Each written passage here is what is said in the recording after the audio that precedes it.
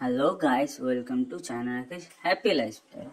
আজ আমরা চলে যাচ্ছি বাইকে করে মাদ্রাল হনুমান মন্দির, যেটা রয়েছে আপনার নিয়ার স্টেশন কাকিনাড়ার কাছে।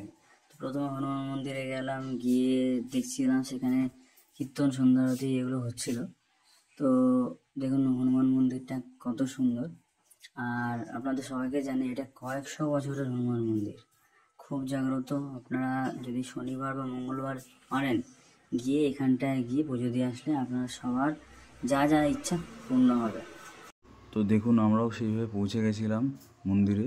এই পিছনে বাবার যে শোয়ানো মূর্তি, সেখানে পাশে পার্ক রয়েছে। আর এছাড়াও এখানে রাধাকৃষ্ণ মন্দির, সীতারাম মন্দির, তারপরে অন্নপূর্ণা মন্দির, শিব ঠাকুরের মন্দির, আরও অনেকগুলো মন্দির আপনারা গেলে দেখতে পাবেন। তো অন্নপূর্ণা মন্দিরটার ব্যাপারে আমি একটু বলি। এই মন্দিরটা কয়েকশো, এটা মনে করা হয় কয়েক হাজার বছর পুরনো মন্দির।